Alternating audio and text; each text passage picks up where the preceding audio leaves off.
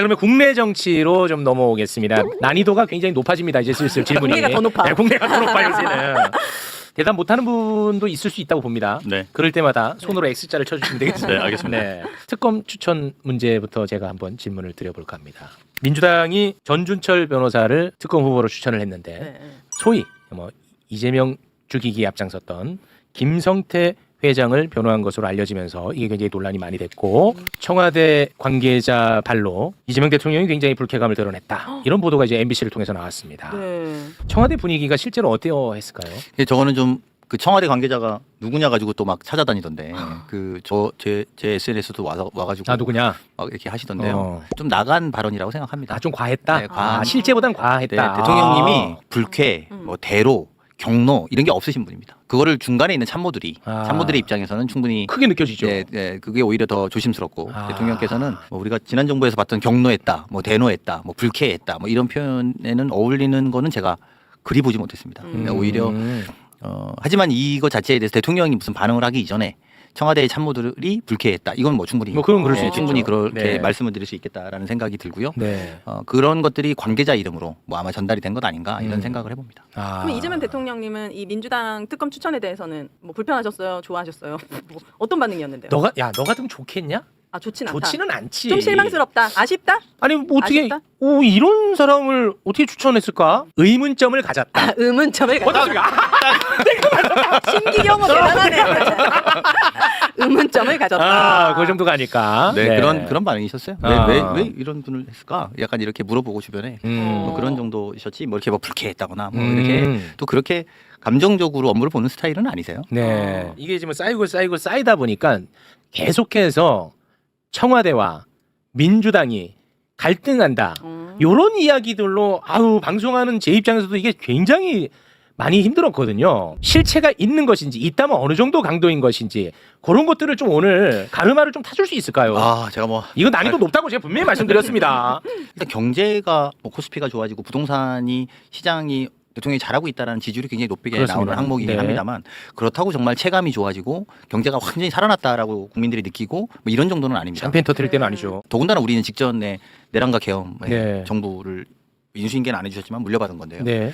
이 상황에서 사실은 저희가 가장 절실한 거는 국민의 삶을 실제로 변화시킬 수 있는 여러 가지 입법들과 또 여러 가지 정책들이 실현되고 체감되고 이제 이런 것들로 국민의 삶을 편하게 해주시는 거가 가장 큰 축의 한 축이 있고요. 네. 그런 면에서는 이제 물론 개혁도 되게 중요하고 네. 우리가 또 개혁 입법이라든지 여러 가지들도 해야 되는 것이지만 이런 것들이 좀 한 팀으로 원활하게 이렇게 되는 것이 대통령의 입장에서는 가장 바라고 있는 마음인 것 아닌가 저는 이렇게 추측해 보는데요. 국민도 바라겠죠. 당연하죠. 근데 그런 면에서 조금 더 매끄러웠으면 좋겠다. 조금 더 부드러웠으면 좋겠다. 이런 인식을 갖고는 있습니다. 아니 그런데 이제 주말마다 거의 만나지 않습니까? 매주 보지는 못하는데 그래도 네. 자주 보려고 하고 있고요. 그러니까 당하고 만나잖아요. 맞습니다. 네. 실무선에서 뭐 비서관급끼리 모임들도 있고 네. 뭐 또 당대표 뭐 또 이렇게 국무총리 네. 뭐 비서실장 이렇게도 간혹 보고 그렇습니다. 아니 그럼 가령 청와대에서 원하는데 당에서 비협조적이거나 반대하거나 더 나아가 방해까지 하는 경우가 존재해요. 방해까지. 그건 아니겠죠. 그럼요. 예. 그건 뭐 전혀. 그건 아니지만 매끄러움은 아쉽다. 네. 갈등을 더 증폭시키는 곳들도 있을 거 아닙니까? 그건 뭐 맞아. 현상이니까 잘 알고 계시지 않겠습니까? 그러다 보니까 아무것도 아닌 한 사실을 확대 증폭시키는 경우가 있어요. 예를 들면은 정청래 대표에게 반명이세요? 하면서 빵 터졌다. 네. 그러면서 덧붙인 말이 있었다고 보도가 됐거든. 그런데 사람들은 자꾸 이거를 뭐 친명이나 친청으로 그렇게 뭐 부르는 사람들이 있는 것 같다. 뭐 이런 얘기까지 나왔었거든요. 그 자리에 제가 있었으니까요. 예, 예. 그냥 이제 대통령이 이제 앉자마자 이게 사실은 또 아마 의원님들도 대통령을 오래간만에 보면 어렵습니다. 그럴 것 같아요. 두 네. 분도 예전에 후보나 당대표 시절에 여기 앉았던 우리 대통령님하고 네. 대통령이 막 그냥 여기 앉는다고 하면 또 어렵다. 다를 것 아, 저는 같아요. 안 예. 오려거든. 한 번만 만나게 아니, 진짜 저는 다를 것 같아요. 네.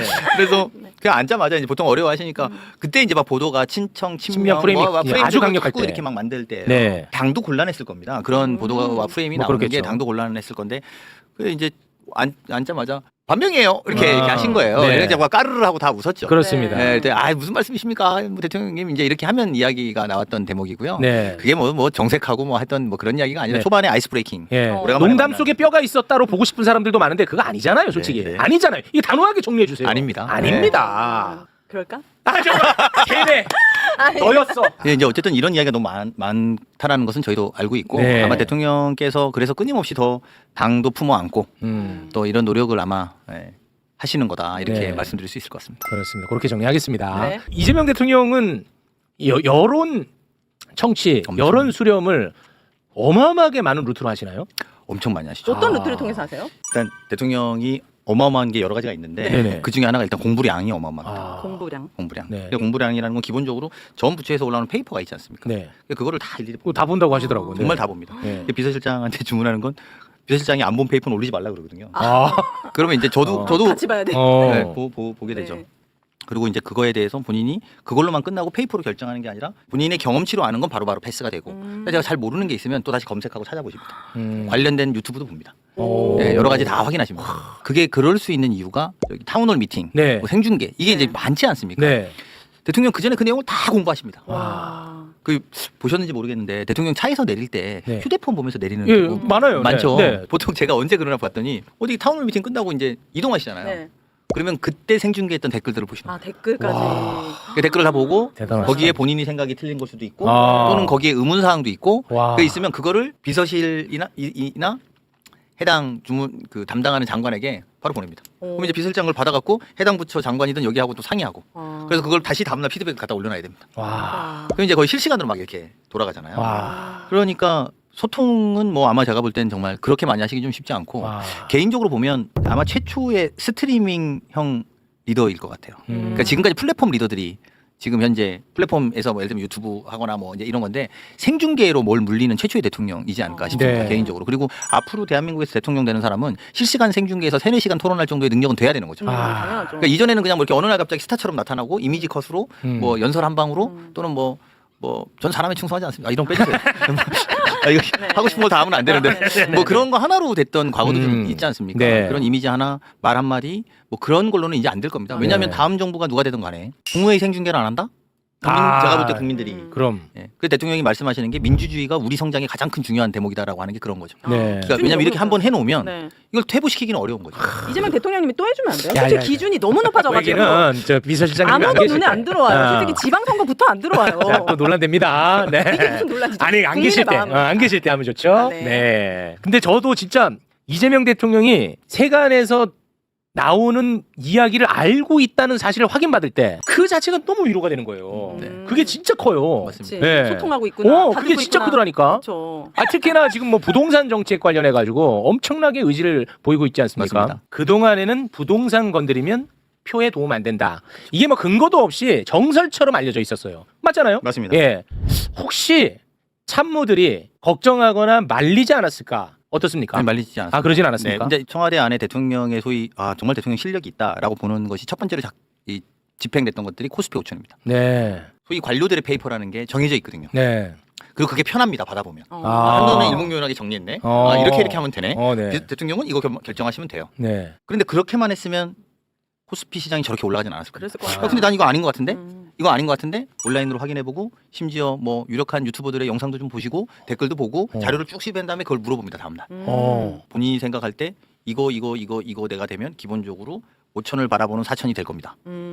딱 이렇게 예언하십니다. 와. 근데 갑자기 이제 호재도 생겼죠. 생각하지 못했던 거 반도체 호재입니다. 그러면 이제 이게 좋으니까 이게 추가로 더 올라갑니다. 자 그러면 여기에서 이것을 조치하면 우리는 어디까지 갈 수 있습니다. 이게 계획이 있는 겁니다. 아. 자 이제 이걸로 우리가 코스피 5천을 한번 해봤단 말입니다. 아, 그 다음에 이제 부동산 이거 이렇게 두면 안 됩니다. 이렇게 이야기하면 참모들이 이거는 선거 앞두고 하면 안 됩니다. 이게 아니라 네네. 어떻게 하면 됩니까? 이제 이 자세로 바뀌는 거죠. 바뀌었구나. 우리는 뭘 어떻게 해야 되나? 와. 근데 이렇게 다 열고 가고 성취가 있어서. 그러면 이제 대통령 왜냐하면 우리 한번 경험을 해봤으니까. 했으니까요. 뭐 정확하게는 2번 경험했죠. 한미 통상 교섭 때 아, 네. 한번 고비를 넘어봤고 5천도 한번 넘어봤고. 네. 자 이제 부동산 이거 한번 잡아봐야 되는 거 아니야? 그러면 이제 물론 과거의 경험들 어떤 정부도 부동산 시장을 이겨본 적이 없는 것이고 또는 부동산 투기를 하시는 분들은 뭐 5년만 버티면 되지 뭐. 맞아. 약간 이렇게 하고 5년 뒤에 보자. 네. 약간 이제 이렇게 해왔던 과거의 경험치들을 우리가 다 알고 있는 상황에서 네. 도전이 될까?라는 우리 스스로의 질문을 하지만 네. 지금은 어떻게 바뀌었냐면 대통령이 저 도전을 어떻게 관철시킬 것인가. 아. 그리고 우리가 이 고비를 넘는 것을 승부수로 생각하고 한번 해봐야 되는 건 아닌가. 네. 그래서 이걸 성공으로 만들어야 되는 것 아닌가. 아. 이제 이렇게 마음이 모아져 있는 상태이고 다행히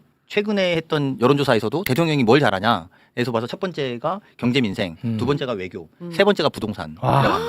그래서 이 부동산이라고 하는 것은 시장이 믿기 시작했다는 거거든요. 아, 시장이 믿기 시작했다는 것은 이걸 안정화할 수 있겠구나. 네. 그래서 이게 새로운 소위 이제 부동산 투자로 돈 벌던 시대에는 이제 막을 수 있다는 거구나. 네. 이런 것들에 대한 확인했던 과정들이 저희한테는 있고 아. 또 앞으로도 더 있을 겁니다. 준비된 정책은 많습니다. 어. 아주 많고 뭐 어떤 게냐, 뭐 조세냐, 뭐 공급이냐, 뭐 이렇게 막 물어보시는데 그 어떤 것도 다 준비돼 있다 이렇게 말씀해드릴 수 있고 네. 그리고 이걸 한마디로 표현하면 이재명은 합니다. 아유, 너무 진짜 아유, 막 진짜 소름 돋는다. 소위 부동산 불패는 없다는 것은 우리 정부에서 끝낸다. 아. 이게 기준입니다. 아, 이건 뭐 정말 너무 감동적입니다. 네. 꼭 성공해 주시길 바라겠습니다. 성공할 수 있도록 네, 저희가 열심히 응원하고 지지합니다.